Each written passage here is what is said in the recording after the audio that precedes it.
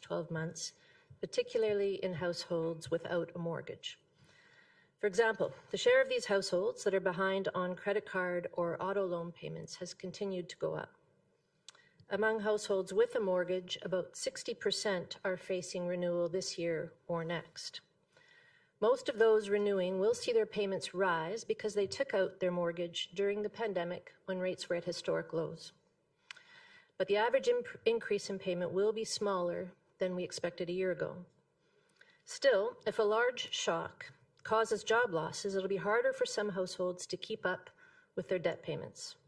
A prolonged trade war may be that shock. It would cause demand for Canadian exports to fall. It would disrupt supply chains, threatening jobs and incomes.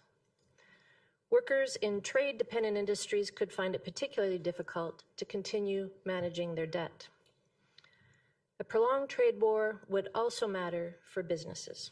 Most Canadian businesses have managed to adjust to past interest rate increases, and the surge in small business insolvencies last year proved to be temporary.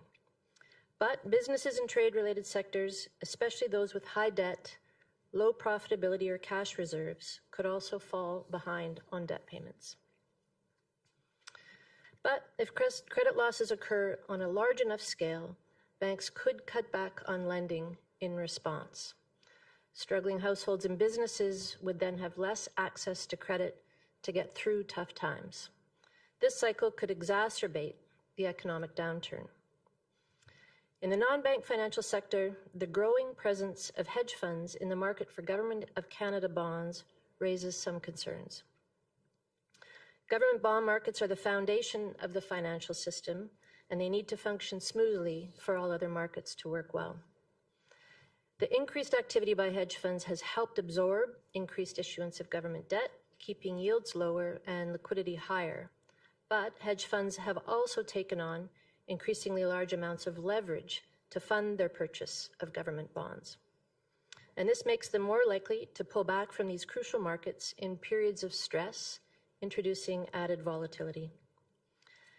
The recent gyrations in the U.S. Treasury market clearly illustrated this risk. If the trade war causes a larger spike in volatility than we've seen so far, leveraged hedge funds might rush to sell their holdings.